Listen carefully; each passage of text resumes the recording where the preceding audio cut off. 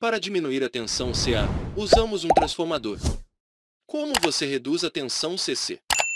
Usamos um conversor Buck. O que é um conversor Buck? Neste vídeo, exploraremos o processo de design e funcionamento de um conversor Buck, que é usado para diminuir a tensão CC, de forma eficiente. Se você tiver uma fonte DC e uma chave, que é ligada e desligada periodicamente, você obtém um sinal PWM.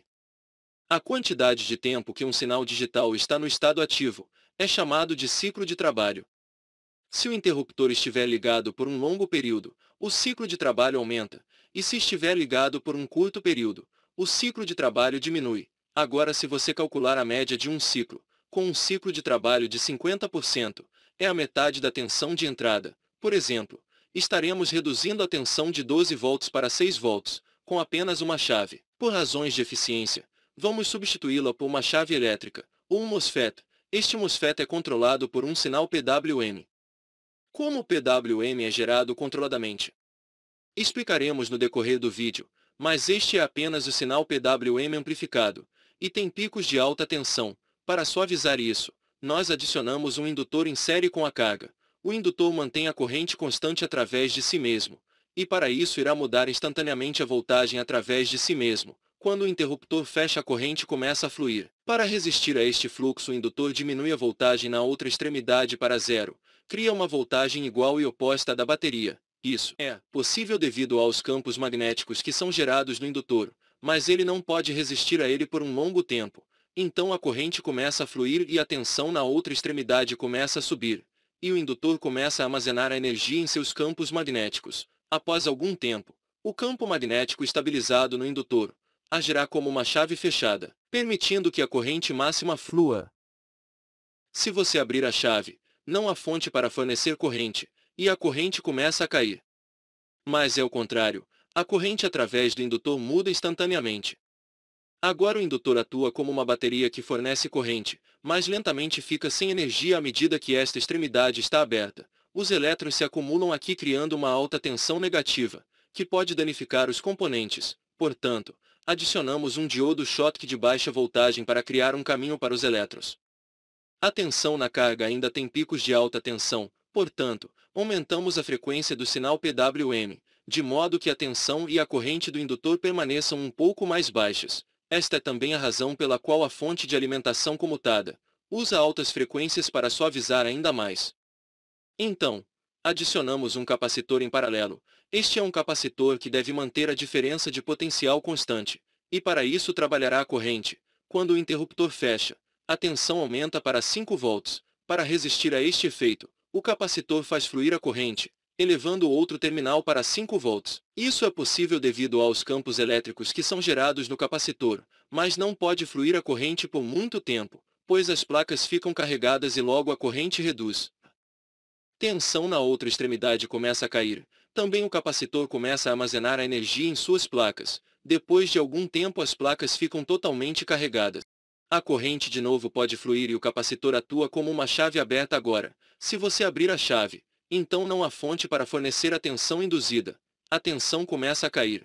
Mas como você sabe, a tensão através do capacitor não pode mudar imediatamente. Portanto, agora o capacitor atua como uma bateria fornecendo corrente, mas lentamente fica sem energia, e esse fluxo de corrente reduz, e depois de algum tempo ele fica sem tensão. E é que assim criamos o conversor Buck. Mas há alguns problemas. Por exemplo, como a carga muda a tensão? Pois é, através da carga também muda. Então precisamos criar feedback para mudar o ciclo de trabalho do sinal PWM em relação à carga também. E como é gerado o sinal PWM? Este é o circuito completo. A tensão na saída é reduzida por um divisor de tensão, e é alimentado em um amplificador operacional, que atua como um amplificador de erro. Ele tem duas entradas e uma saída.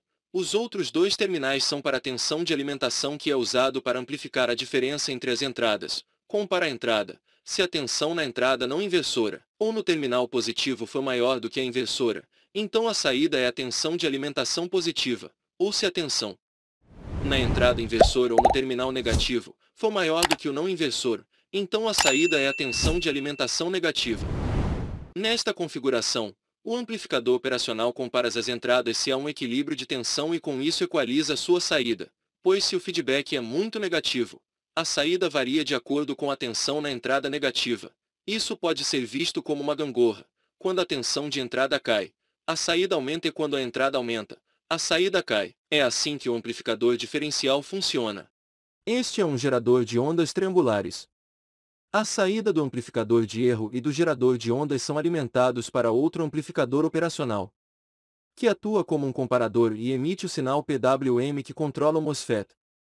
Aqui a entrada negativa é uma constante do amplificador diferencial, e a entrada positiva é o caminho do gerador de onda triangular. Portanto, quando a onda triangular é maior do que a tensão constante, a saída é a tensão de alimentação positiva, com mais de 5 volts, e quando a tensão constante é maior que a onda triangular, a saída é a tensão de alimentação negativa, com 0 volts. É assim que o comparador funciona.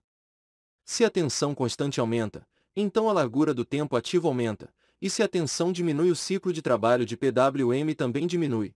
Este é um MOSFET de canal P. Um MOSFET de canal N irá ligar quando a tensão do gate estiver acima da tensão da fonte, e o MOSFET do canal P será ativado quando a tensão do gate estiver abaixo da fonte. Portanto, quando o PWM está alto, o MOSFET está desligado, e quando o PWM está baixo, o MOSFET está ligado. Consequentemente, o ciclo de trabalho do PWM é oposto ao ciclo do MOSFET. Quando um aumenta, o outro diminui. Mas você pode se perguntar: por que não usar um MOSFET de canal N? Por que ele está ligado quando a tensão do gate está alta e desligado quando a tensão gate está baixo? Porque a tensão no gate, necessária para ligar ao MOSFET N, deve ser maior do que a tensão do SUSI, e durante a operação, o dreno e a tensão do SUSI estarão quase no mesmo nível. Portanto, precisamos mais do que VCC no gate para ligar o MOSFET. Por isso usamos o MOSFET tipo P. Também adicionamos um resistor pull-up entre o SUSI e o gate. Este é o fornecimento positivo da bateria. Essas tensões são criadas com a ajuda de reguladores de tensão. Como essas tensões são usados apenas para referências, mas não há nenhuma corrente retirada deles, e nenhuma potência perdida. Em casos reais, devido a componentes não ideais, alguma potência é perdida, porque eles consomem uma pequena quantidade de corrente. Observemos o funcionamento do circuito por completo. Temos uma tensão de entrada de 12 volts e queremos uma saída de 5 volts independentemente da carga agora. Se aumentarmos a carga, a corrente aumenta, mas o PWM é o mesmo de antes. Portanto, a tensão cai. Isso faz com que a tensão de comparação em relação à tensão de referência do operacional caia. Isso aumenta a tensão na saída. Em seguida, o ciclo de trabalho de PWM diminui a partir do comparador, aumentando assim o tempo de ativação do MOSFET, e aumentando a tensão na carga. Também podemos alterar a voltagem alterando o valor do resistor ajustável. Esta mudança na resistência afetará a voltagem de feedback que mudará a saída do amplificador operacional, e então mudará o sinal PWM. Agora, enquanto desenvolve o seu projeto, é importante ter alguns cuidados. Primeiro, a voltagem de amostragem do divisor resistivo deverá estar abaixo da tensão de referência no amplificador operacional. Portanto, devemos ser atenciosos ao selecionarmos o divisor de tensão de feedback, de modo que a tensão não exceda 2 volts.